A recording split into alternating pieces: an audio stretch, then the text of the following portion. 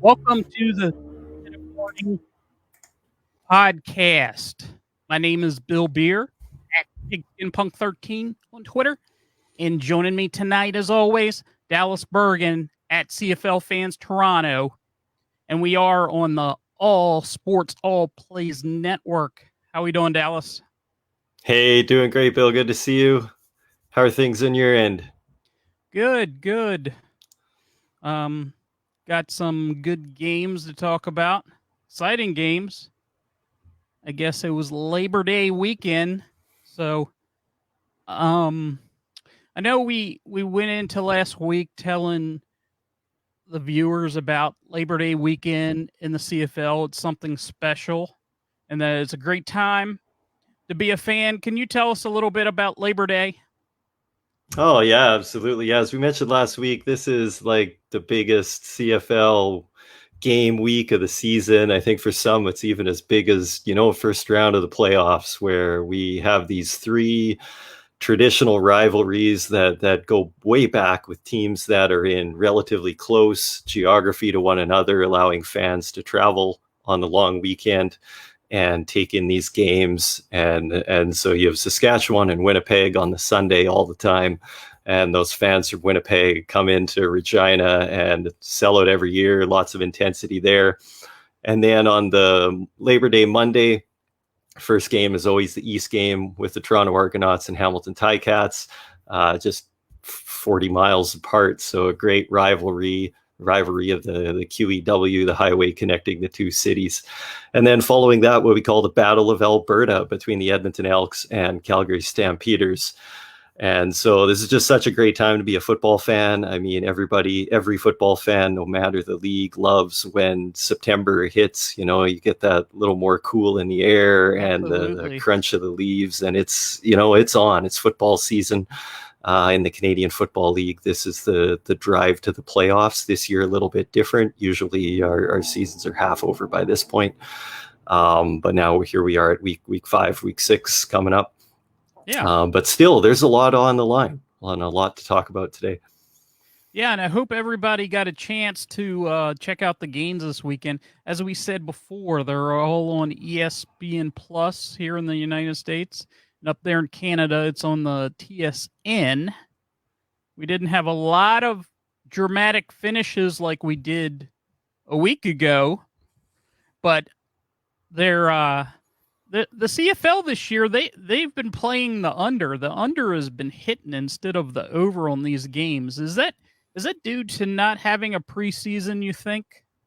Yeah, I think that's a pretty fair assessment. No preseason games this year because of COVID-19 and a shortened training camp and a training camp that came late. So, and in football, defenses, offenses always take more time to really come together and gel. And so sometimes the first few weeks can be a little bit more clumsy. So yeah, we've had really exciting games, lots of late finishes, but some pretty low scoring contests until this weekend. And so we had some offenses. Almost all of the offenses explode. One or maybe two really sputtered, but a lot of points on the board this week. And so even though we didn't get those close finishes at the end, we got to see a lot of big plays, and that was pretty exciting for the matchups this week. Yeah, absolutely. Well, let's go ahead and let's get into week 5 games. And our first game that we're going to talk about is Friday night, this past Friday night. It was Montreal at Ottawa. And what a game. What a game. Montreal coming into this game, I believe they lost 2 in a row. And their quarterback, Vernon Adams Jr., really didn't look the greatest the last few weeks. He was really off. In this game, they just came out. He looked awesome. He looked incredible. Like all the things that I heard about him in the preseason or what he could be, he was just on it Friday night. Yeah, absolutely. That team, they came together, and the stakes were really high for this one. This is not one of the Labor Day classics, so this game often comes before the weekend, and at different times we've had Montreal in the league, Ottawa in the league, or one of them out of the league, and then BC, who is on the bye this week, who we'll see in action with Ottawa this coming week. But in some ways, this was one of the most interesting games to look forward to because both of these teams were kind of in trouble. And, coach is going to be on the hot seat, whoever lost this week. Montreal had been playing undisciplined football. Vernon Adams just hadn't hit his stride, that magic that he was creating in 2019. And, his receivers had been letting him down at times, a number of drops in the previous week. And so it was exciting to really see them start to click. Unfortunate to see Ottawa still kind of sputter, but saw some changes there. So yeah, what did you think about the quick quarterback move with Ottawa in that game? I tell you what, I wasn't surprised because I've watched all the games this year, and the first few games, their offense just haven't done much at all.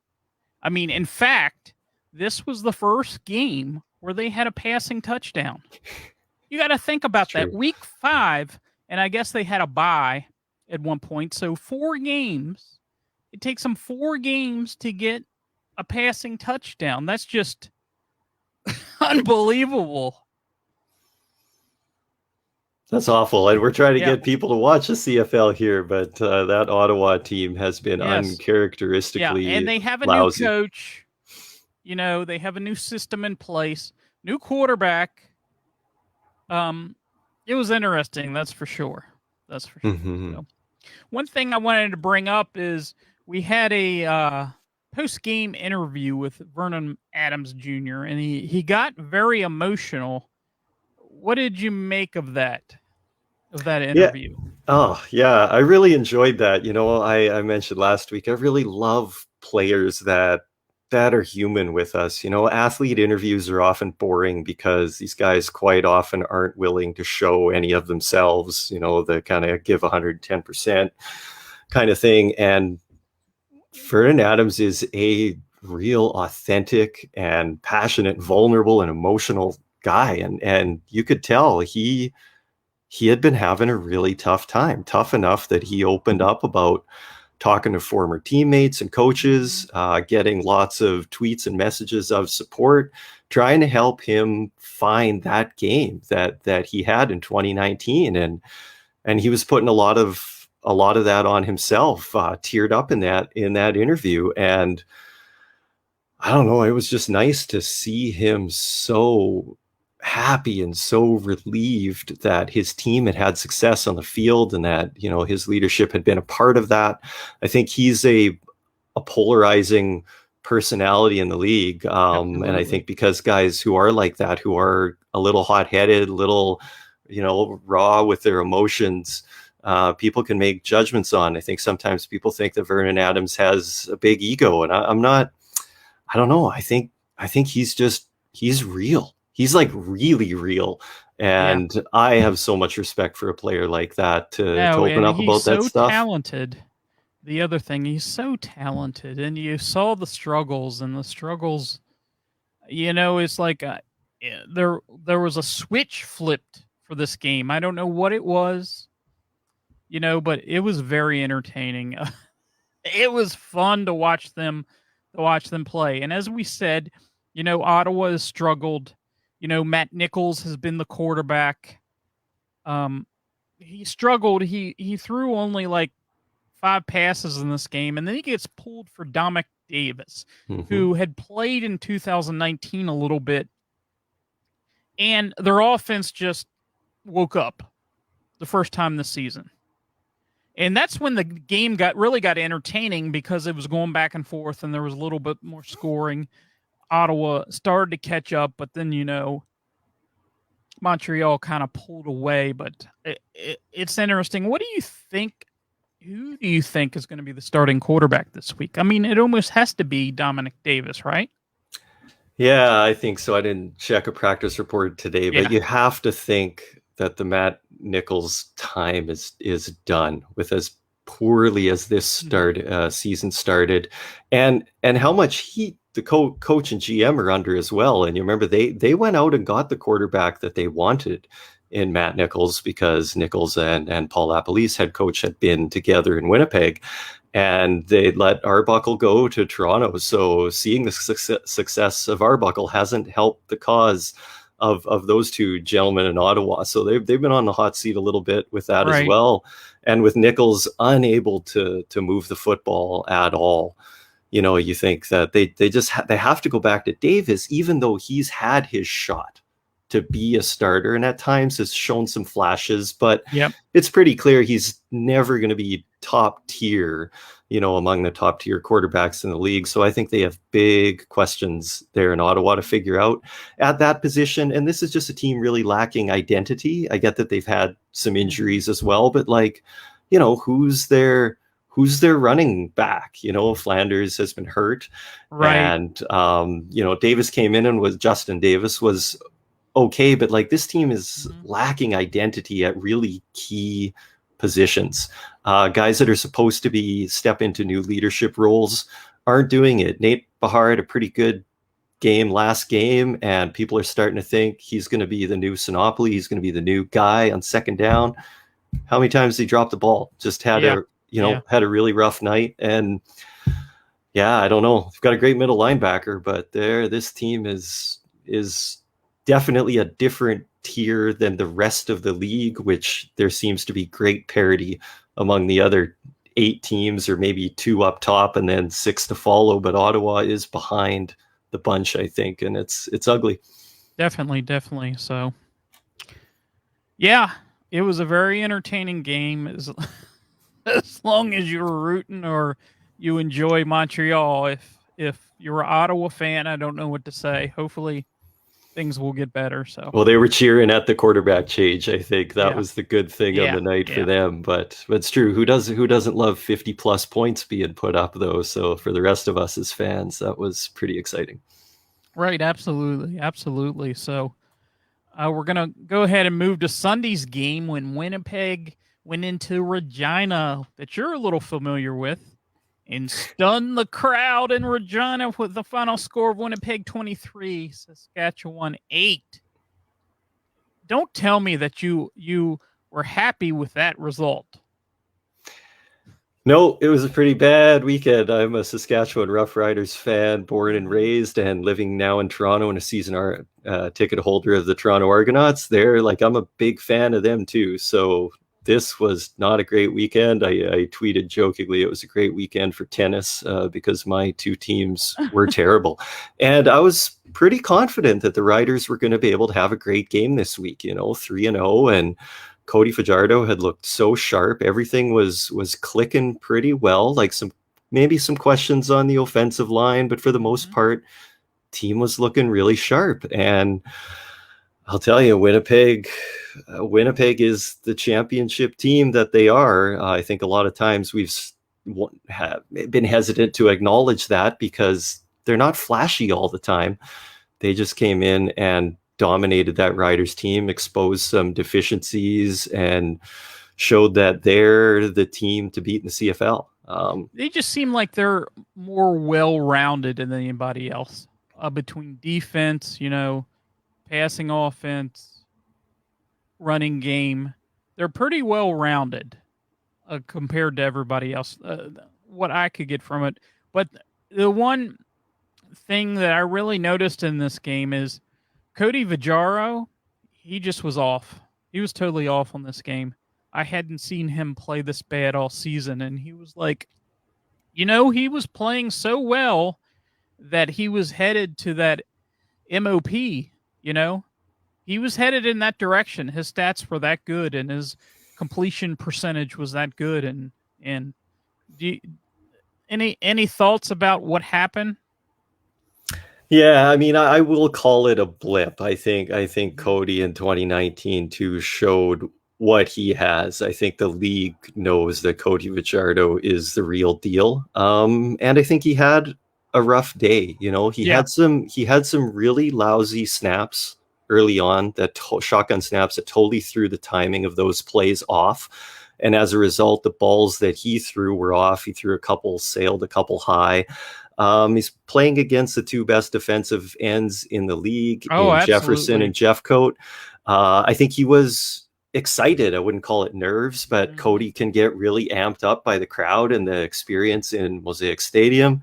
And I think when they weren't able to get a sustained drive going in the beginning, combined with those snaps and penalties, some drop passes, like just a whole bunch of things went wrong in the beginning. And I think the pressure mounted and mounted, and he was just never able to hit his stride. That's not to put all the game on Cody Fajardo either, but he is the heart and soul of that team in Saskatchewan. But full credit to the Winnipeg Blue Bombers. I mean, that is a really solid roster. If I were to question one aspect of the game, it was, maybe the kicking game, maybe the receivers. Oh yeah, I think their kicker missed a couple field goals that were definitely makeable. Yeah, but when your offense and defense are that good, I mean that front seven is unbelievable, and then that secondary as well. I mean, Dietrich Nichols is someone shouted, mother loving rookie of the year, I think, about you Nichols. Keep saying it, we haven't said it, but you could say his name almost every week about plays that he's made. So and Adam Big Hill. I mean, he didn't have a ton of stats this week, but he's a heck of a player. That's a name that gets called a lot when you watch these Blue Bombers. So, and the thing, that roster is so deep that they're so good at all the positions, and they're really well coached team too. So I don't know, they took it to the Riders, and I think it's going to be tough for Saskatchewan to go in and get a win in Winnipeg, as tough as it always is. But this loss by Saskatchewan was a shocker. They had won 15 of the last 16. Definitely. I mean, I told everybody, Riders a win. You want to put money on a game, you can always count on the Riders winning at home on Labor Day, and it was ugly. That it was. So the next group of games were on Labor Day, and these were considered, the Sunday night game and these games. These are the matchups that you see every Labor Day. Is that correct? Yeah, that's right. It's always Winnipeg, Saskatchewan Sunday, and then the other two Monday. So when we get to the first game on Monday, I was excited about this game because Toronto fan. So I was all hyped up. They hadn't played for a couple weeks because, the Edmonton Elks had some issues and they had to postpone that game. But they go in there and Hamilton puts it to them. Final score 32-19. We saw Toronto dominate Winnipeg a few weeks ago. And then Winnipeg beats up on the 3-0 Saskatchewan team. Toronto goes to Hamilton and they lose bad. I don't know what's going on. I don't know. Hamilton looked pretty good, like they're ready for a championship run.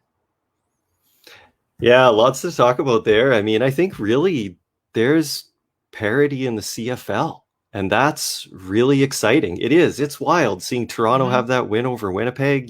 People were so thinking they could go in and beat this Hamilton team that hadn't been looking very good. As I said before, it seems like other than Ottawa, anybody can win any game in this league right now, which is pretty exciting. But I think Hamilton showed who they really are. I mean, I've been shocked all along that they had this rough start, looking at their roster, their coaching staff, the continuity that they've had from 2019. This Hamilton team, I believe, is the real deal. I think that Winnipeg and Hamilton are the two teams that people said they were in February, March, and April, right into July, that they're the teams to beat in this league, and they both proved that this week. I mean, that defense in Hamilton, Toronto, who has run the ball as well as any team in the league, I think, especially their last effort against Winnipeg. You've got Dylan Wynn plugging up the middle, Jagarrett Davis on the end, Ted Laurent also in the middle. So that's like one of the hardest teams to run up the middle on. And then you've got Simone Lawrence and Santos Knox in the linebacking core that can chase guys to the outside. So the running game against Hamilton, really tough. Then you go back it up and you look at the next level. And I believe they have the best secondary in the CFL. And it's like without question. Their head coach was one of the best defensive backs ever in the league. I think that might be wearing off on those guys back there. But, Eric Rogers didn't have a catch until like 5 minutes to go in the game, or I guess the touchdown a couple minutes before that. But he hadn't caught a ball. I think that's Deontay Evans probably for the most part. Jamal Roll was outstanding, shut down DeVaris Daniels. Like those guys in that backfield they can totally play. Absolutely. And some of this has to do with the Labor Day atmosphere, too. You think the team was all pumped up. Toronto came in. They didn't look like anybody at the beginning was ready to play. They didn't look like they were ready to play compared to Hamilton. The one thing that I have to say is, Nick Arbuckle came into this game, and he's played pretty well so far this season. And he didn't play terrible. He didn't have a lot of time, but he wasn't making the quick decisions he was making the previous week or the previous, 1 week and then part of a game. And that seemed to be a problem because, you don't make a quick decision on this team. They're going to sack the quarterback. And he did have an interception, but I don't think that was 100% of his fault because Eric Rogers fell down. Slipped, yeah. Yeah. The one call that I questioned Toronto in the first half, they had a 3rd and short, and they decided to go for a field goal there right before the first half. I thought that would have been a perfect opportunity to go for it right there because, you had an opportunity to go up for the second half, and you hadn't played the greatest, and that would have provided a little bit of momentum. What did you think about that call? Yeah, that's a good observation. That's tough whether you play those conservatively or aggressively. But when you're on the road like that and you can have an opportunity to take that crowd out of the game at least a little bit to, get a quick score on the board, like Winnipeg was able to do, that makes a huge difference. Yeah, and you're right. All of this may just boil down to it's Labor Day in Hamilton. Hamilton always wins. It's how it goes. The players get so amped up and then they're playing in front of a wild and sold out crowd. And so, but I think, hindsight's 2020, but definitely I would have liked to seen a little more of a gamble there too. They went into the half, I think it was 10-4. They were in the game at the half, the Argos were. So maybe it wasn't the worst decision, but at the same time, to put a touchdown on the board at that point, you're right. That could have really been a difference maker. So, that's a good question, I think. And then the play that really decided the game, I think it was decided at that point because, Hamilton went up, the punt return, Frankie Williams, they kicked it right down the middle. He came up, made a guy miss and touchdown. All I remember seeing is, Boris Beatty trying to run to the corner, and he's not a guy that's going to catch anybody. But that really broke the game wide open there, and then it just went downhill from there. But yeah, you're totally right, and that's winning with 3 phases, and I think that's one of Toronto's problems right now. Boris Beatty with the strong leg makes up for some of it on the kickoffs and the punts, but they have no return game.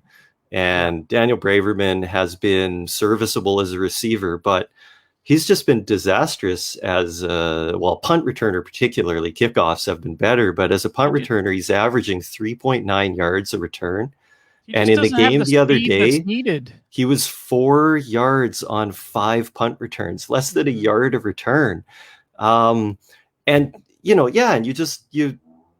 look at him, he's not your prototypical punt returner in this league. You look across the field at Frankie Williams and what he's able to do, and if Brandon Banks needs to step under that ball too, they're 40 times and their quickness. Those are the guys that can bring the ball back. And you're right, that was a difference in this game. That third quarter and that punt return by Frankie Williams in particular broke the back of the Toronto Argonauts. And they haven't made a change at punt return. They're losing 100 yards of field position a game with a 3.9 yard return average. So that's one of my big critiques of the Argos right now. They've got to find someone to get on the roster. This was a team that let Mario Alford go.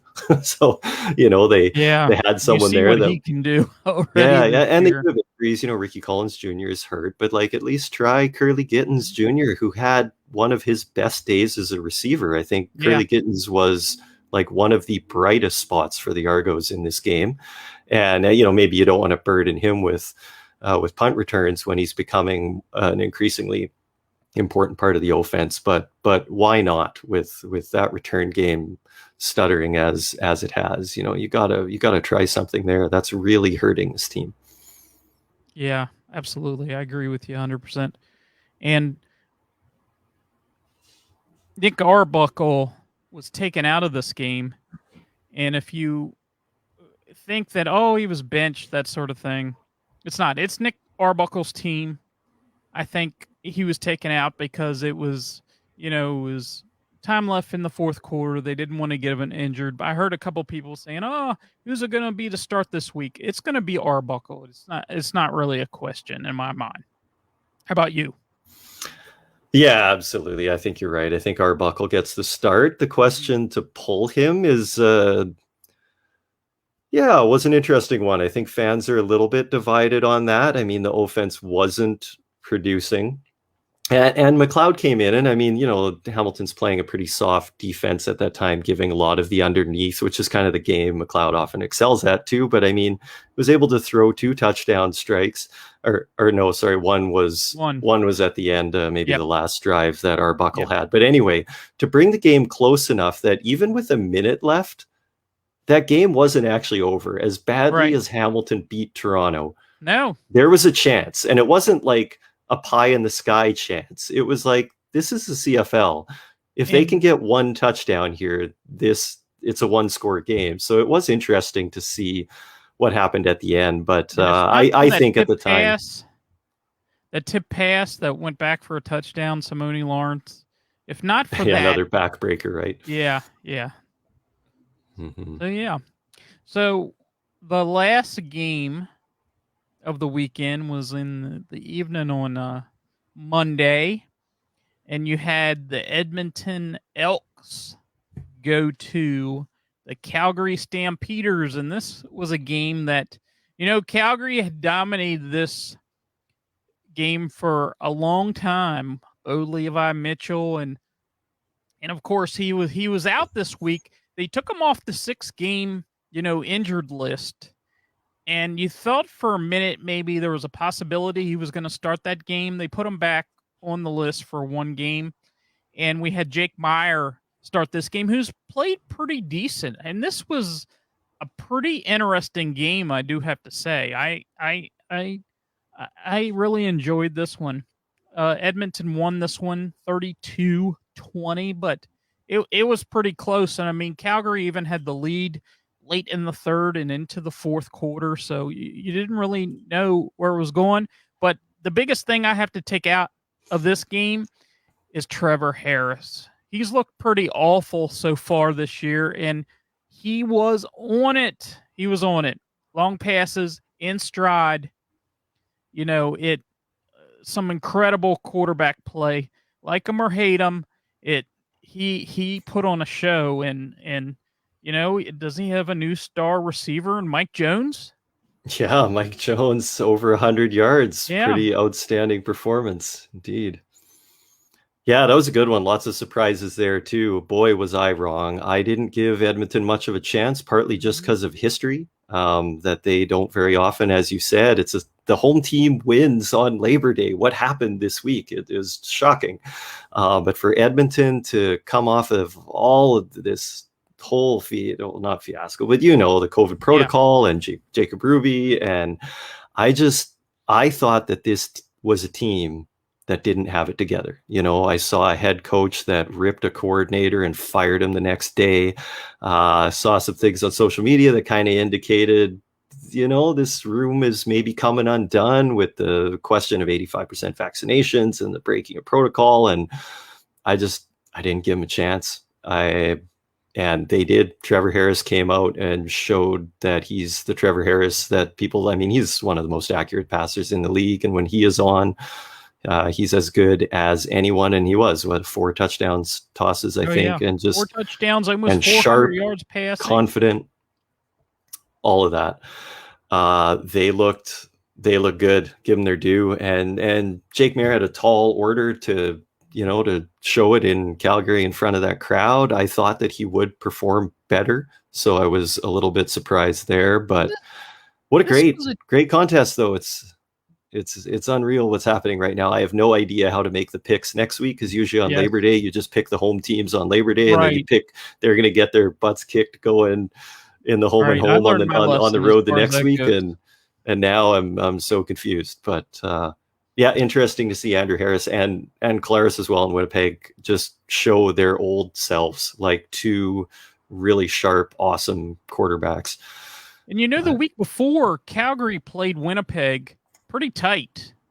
I mean, Calgary even had a chance to win that game there at the end, and that's why this is so surprising that they the Elks just put up a bunch of points, looked great. James Wilder, 4th quarter, holy mackerel! Yeah, how'd you like that run? That is a run. I remember his father playing for the Tampa Bay Buccaneers in the 80s, and man, he is he the best running back in the CFL? I think he's definitely made a case. And yeah, wow. I'm really happy for James Wilder, being someone in Toronto who saw him light it up and then really kind of struggle. Almost seemed like, I think maybe coaches kind of lost interest in making him a priority, but maybe he himself was losing interest because he wasn't priority. But like, he just really struggled. And wow, this is the old James Wilder Jr., who I got to say is one of the most interesting running backs I've ever seen, because his body type is not the prototypical running back at all. He's so long in the torso and tall, and he's got these long strides, but he can still, obviously he can carry half a Stampeders defense on his back. But he just doesn't have that low center of gravity.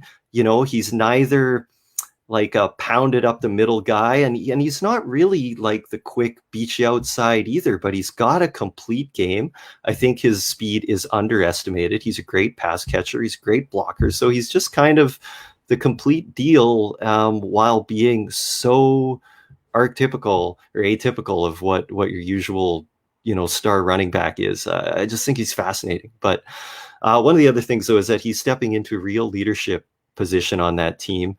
And I think that's credit to Jamie Elizondo too. It sounds like he might have had that chat with him and said, look, we want you to be a leader on this team. And that means, being focused, being there for the guys, building them up, coaching them up. And you can tell he's taken this as seriously as ever. And that's why he's leading the league in rushing. Yes, absolutely. And, we have to mention the guy on the other side of the ball too, in Kadeem Carey, because he's played very well this year. And that touchdown run was pretty nice. He made some good moves on that run. That's another team. They get Bo Levi Mitchell back in there. Not that, Jake Maier was playing that badly, but do you think Bo Levi can give them a boost to the rest of the season for the rest of the season?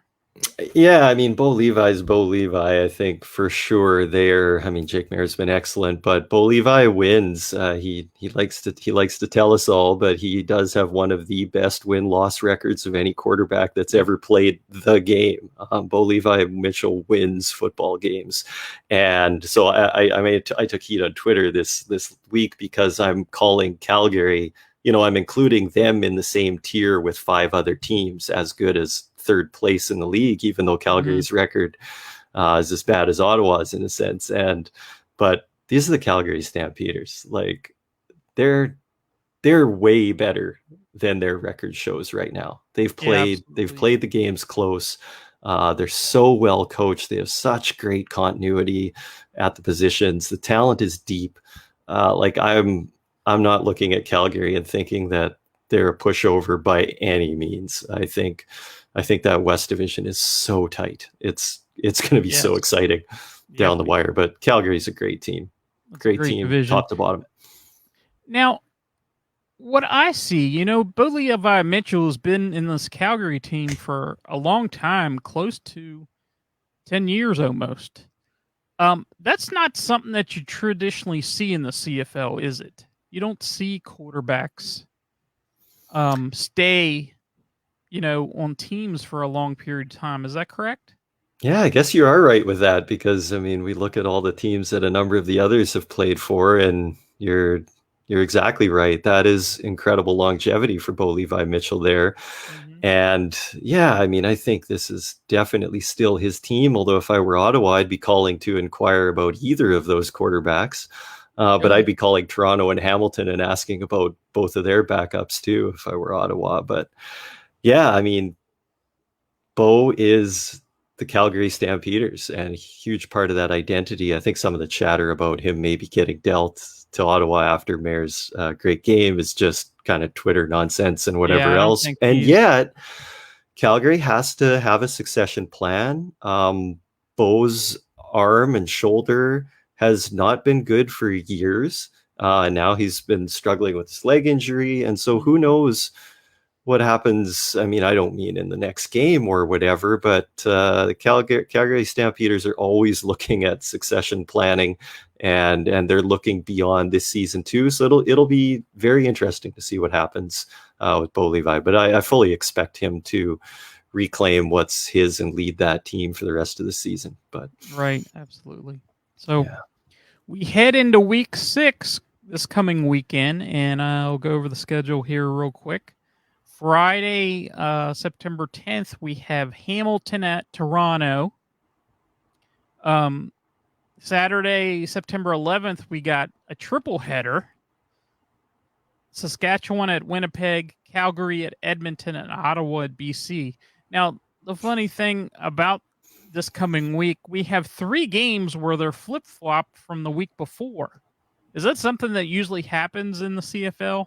Have you Yeah, seen that a usually lot? after Labor Day, there is a home and home tradition Okay. for those 3 games, and that's why the fans love these rivalries because it is always such a bloodbath when you get a home and home. I mean, the tempers are still, it's all still Well, you saw the boiled tempers in right on Hamilton and edge. Toronto. At the end of the game, and there was a brawl. Before the game too. Yeah, before the game. Yeah, So, exactly, right. And so you haven't seen anything yet because it's just going to be the next level next week. So So you it's a see any of these games going in the other direction, with the home team winning uh, this game? Because I have no with yeah, those 2 road victories the other day, I don't know what to think. I usually yeah, say that home and homes are really hard to sweep. And you'll quite often see even when one team is, hmm, better than another in the standings, you'll often see a split because coaches make good adjustments. yeah. What? It's just hard to repeat a win twice in a row. That said, like I don't know. I mean, I never like Saskatchewan's chances going into Winnipeg, and why would I like them any better having just lost at home? So I think that's going to be really tough. And I think Hamilton, as I said, is a complete team, the real deal. I think the Argos, they so badly need to win this game. This game's sold out. Toronto's trying to increase its fan base. There's no better time than when the crowd is wild and raucous on the back end of the home and home with Hamilton Tiger Cats, with all their fans in town. Argo's got to put points on the board right away, get the crowd into it, make it an Hmm. amazing experience, not just to get a win for the team, but to get people in this city behind the Toronto Argos. They need to win this game. I don't know if they can. It's Well, it's you going to got to be tough. think. You played them the week before. You have an opportunity. It's not like you need to scout. You know, to see. You just played the team a couple days before, so you should be ready, and you should see. Okay, we didn't do this right. We didn't do that right. Let's make these changes, and hopefully, they did have a couple guys out because of COVID. That didn't practice that week. So hopefully they can make some changes and it'll go in the other direction, but I'm not sure. And Yeah, I that's don't have true. enough experience watching to know, guess, even guess how this is going to go with any of those games. And then we have Mhm. Ottawa at BC here, and you got to think that BC is going to be ready for Ottawa because you never know what you're going to get with them. You don't know if their offense is going to be better like it was last week with the quarterback change or what. So, any thoughts about that? I don't know. You have to think that they're going to win one at some point, but I'm not sure this is the one. Historically, too, when you look at the records of teams when they have to fly to the West Coast, that's 3 hour Yeah. time difference. That is often a factor in these Yep. games, too. Eastern teams don't perform very well in Vancouver. It's a lot of travel time. I think that could be a factor in this one. Yeah, so I don't know. I'm definitely picking BC in this one. I like Riley for fantasy this week for sure. Oh yeah. I like Whitehead going up against those two pretty raw corners in Ottawa. So I don't know. I think it's a tough task for Ottawa. And yet maybe they rally behind a new quarterback. So you never know what happens there. Yeah. Back to Could be. Toronto. I want to see Toronto clean up their undisciplined play. Yeah. And you mentioned the injuries. That's a big concern. I don't think TSN mentioned. I was really disappointed, but Cresden Butler was out the entire second half of that game at safety. And Josh Haggerty came in. Butler has been a huge part of that Toronto defense. So I think that might have affected the swing that we saw in the second half in Hamilton as well. I don't know the status of his injury, but I'm very curious. Philip Blake also went down in that game, and he had missed most of the week of practice to COVID protocol, but then he also looked banged up in the game too. So there's some injury concerns for Toronto that are concerned, but if they clean up that undisciplined play and plug in someone that can get some yardage on punt returns, get the crowd behind them early with an early touchdown, and maybe they can pull this one out. Riders in Winnipeg, I don't know. I'm going to take all kinds of flack from Rider fans if I doubt them, but oh man, Will the real you Cody know, Fajardo please stand up? and I guess that's it. If the real Cody, who's sharp and confident, comes in and strings together some early quick passes, and they don't have to be bombs for touchdowns. Just No. as quick hot routes, 5 in a row to Kyron Moore and whoever, just to kind of get him in the game. Maybe that makes a big difference, but yeah, who knows there. And then Calgary and Edmonton. Again, I'm not sure. You've got to think that Edmonton crowd's going to be fired up behind their team, and the team's going to be raring to go after their big win in Calgary. So maybe sweeps on these home and homes, going back home, having one on the road is the thing. I think I might pick Edmonton this week, as good as they looked. It's a good possibility, but I have a feeling that Bo Levi is going to be back this week, and that might pump up Calgary a little bit. So it'll be interesting to see that.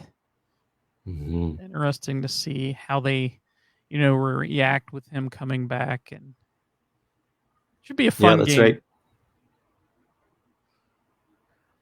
And then we have Ottawa at BC, which we had said that's the late game, at least here on the East Coast. 10 Yeah, that'll p.m. be a late one. start. Yeah, so it'll be interesting to see. It's as I said, it's been entertaining this year. I'm looking forward to the games. I've had a lot of fun watching them and getting to know all the players in the CFL and different things. So I've been really enjoying it. Right on. Well, the scheduling's interesting, as Bill noted. We've got a triple header on Mhm. Saturday. Only 4 games in a week, but you've got 10 hours of CFL football that you can watch on ESPN Plus. And I encourage anyone listening. Thanks for listening to check out those games, and maybe you can get into it. But it's an interesting thing, the scheduling in the CFL, partly because of 9 teams. It's not a consistent schedule. Friday night football is a thing, but there's a shift in the schedule away from Sunday and Sunday afternoon games as the NFL season starts. Right. There's a shift from afternoon to evening games. So this week we get the triple header on Saturday. 2 weeks ago, we had 3 games in a row on Friday night, Saturday night, Sunday, all at 7 o'clock Eastern. So there's a lot of chatter around the league, what fans prefer. With how the games are scheduled, everyone's unanimous that no one wants a game on Tuesday, Wednesday, or Thursday night. But other than that, there are lots of opinions. What do you think about that, Bill? Do you have any thoughts? I like the Friday night game. I like this past week. Well, not this week though. I guess it was the week before where they had a Friday night, Saturday, and a Sunday nighter. That was kind of neat. Every night having a game. I don't know about the triple header that it's kind of they're all jammed together. I don't know. It's a long day. Yeah, yeah, that's for Don't sure. want to stick with soda for the first game at least. Yeah, yeah. So yeah. So how about we go ahead and we're gonna head to some CFL fantasy talk. And I thought it would be a fun idea to do the CFL fantasy segment where we talk about how we did in the previous week's matchups and make some predictions on the coming weeks. Called Fantasy Studs and Duds. And how did you do this week in fantasy, Dallas? Oh, I'm glad you're asking me this week. I'll start with a Pickem first. So we've got 2 free-to-play fantasy leagues for CFL fans, if anyone's interested. One is called CFL Pickem, and you just pick the winners, the game winners. You can weigh how confident you are on that decision, which will earn you more or less points. But it's a pretty simple game to play where you're just picking the team you think is going to win. And then CFL Fantasy is more of a roster with a managed salary cap or points that you spend to fill out players who get points for yardage gained and completions and touchdowns and whatever else. But this week was with Pickem. I went 50-50 because of those 2 road wins, Winnipeg going into Regina and the win in Calgary by the Edmonton Elks. So I went 2 of 4 on Pickem. And on the roster, CFL Fantasy, I would say it was a pretty good week for me. I had 90 some points, which fared pretty well. Everybody had over 10, lots of 15, 17 points, but I had Jake Mayer, Kadeem Carey, William Stanback, Josh Huff, Tavares Daniels, Nate Bahar, and the Als. So in that one, not too bad. All of those players had decent nights, but they didn't light it up. And I gotta talk to you a little bit. I've got another game on DraftKings where I did do really well. I'm in a league with Rider fans, 20 players each week, and I finished second for the second week in a row. And that's because my team was quite different. I had Eugene Lewis in Montreal, who had 2 touchdowns and a really great night. Not quite as great as Jake Winneke. I also had William Stanback in that one. Just some solid picks over there. So it's been a good week in that one for me. But hey, how'd you do, Bill? I noticed you were ahead of me last week. So the CFL veteran fan doesn't have anything on the new fan. Tell us how you did. Well, I'll start with Pickem. In Pickem, I only got one right this week, and that was the Alouettes game. And I went pretty heavy on the weight of my picks, so I'm definitely in the negative for this past week for Pick'em. But we get to the CFL fantasy. Our rosters were similar at the top because I took Jake Meyer, who had a decent game, 17.1 points. Kadeem Carey, DJ Foster, which if you looked at the game, you were thinking, maybe he didn't do so good. He got 10.2 points. The receptions, 5 receptions, helped him out a lot. I had Josh Huff, who's been on a roll, especially with Jake Meyer. Mm-hmm. So he's been going to decent. He had 15.5 points. The pick that I didn't do so hot on was Steve Dunbar from Hamilton. He only had 3.3. I had over 90 some points, and then I had Kyron Moore and the Alouettes defense. But I did the DraftKings too, and I've been doing these 50-50s, where instead of the goal is to pick players that nobody else is picking, you try to go with players that are going to score the points. And I've actually done pretty well in the last couple weeks. And my one team scored like 100 and some points, 112 points. My team, and on there I had Nick Arbuckle, and I would have had more points if I wouldn't, because he didn't do good. But I had Kadeem Carey, Greg Ellison, Jake Winicky, Kyron Moore, Josh Huff, and the Riders defense. So that was a pretty decent team all put together. So it's Yeah, been that sounds like a fun. solid team and lots of really good go-tos in that team that you picked. I think Kyron Moore is always a pretty solid pick, Cody really likes to look to him. Josh Huff is becoming a regular part of that Stamps offense. It's hard to pick those Stampeders receivers. Quarterbacks spread the ball out quite a lot, and yet Josh Huff has really stepped up. And relative to his cost in fantasy, he's often a good value pick, because he's not up there in the 9,000-10,000 range with DeVaris Daniels, or even higher, like Burnham or Ellingson or whatever. So I He's like one of the players that I'm familiar with because he played for the Philadelphia Eagles here. Maybe about 6 or 7 years ago. He had 2 years in Philadelphia, so I am familiar because I'm not too far from Philly. I'm right on. 2 hours away, so I was familiar with him. The other thing I like to do is give her studs and duds. And before I give, the future studs, I picked out a couple studs and duds from this past week, and I'll see if you agree with me. My first stud would be Trevor Harris, 36.32 fantasy points, and he had a price point of 9,900. That's pretty good. That's pretty good for a quarterback.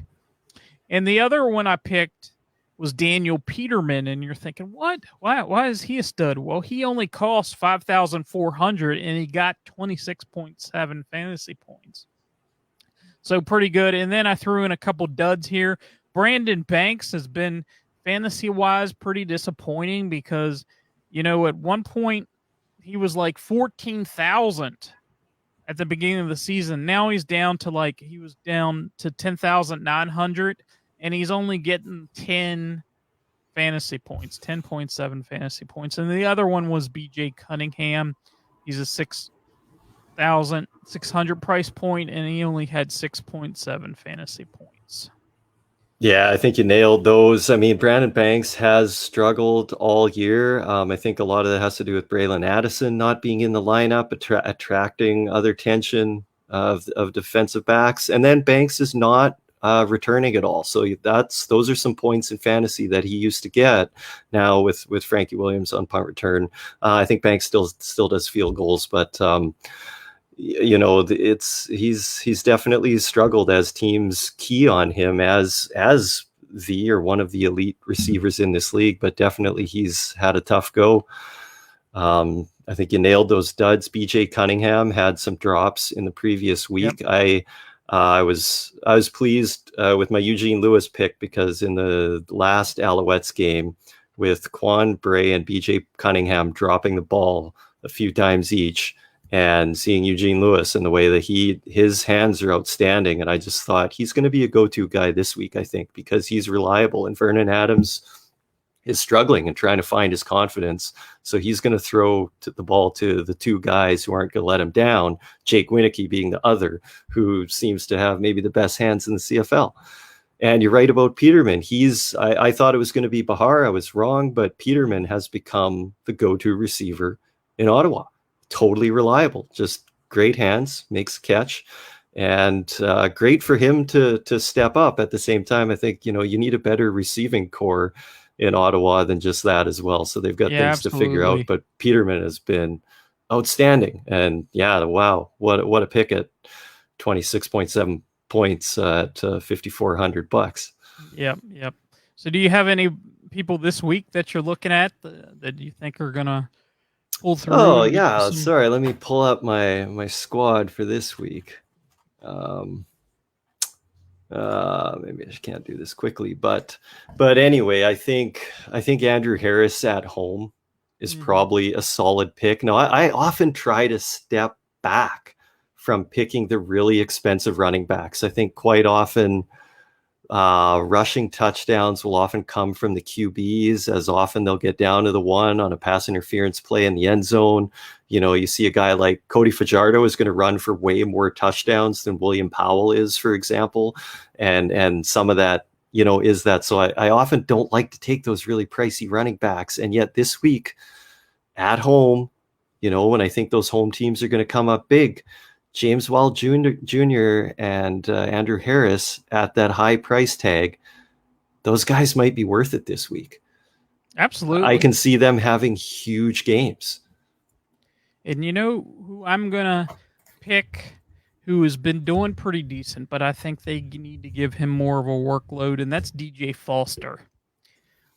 He every time he gets his hands on the ball, he does something with it, and I really like him again this week.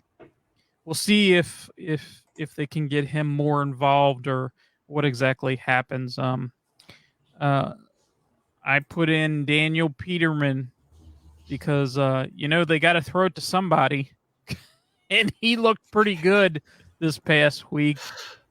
That sounds And like a sound strategy. Yep. and I picked the Toronto Argonauts defense. I mean, they are pretty Whoa. talented. I know. This is going to come back to haunt me, but yeah, that's who I picked.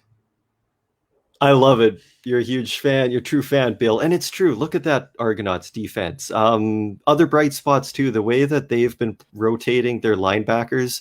I think some people have been wondering about the play of Cameron Judge because I think they paid a pretty penny to sign him as a free agent. And he's not always on the field. He's going back to Right. a platooning role, which he kind of had in Saskatchewan a little bit, too. Platooning both in the middle on second down passing situations.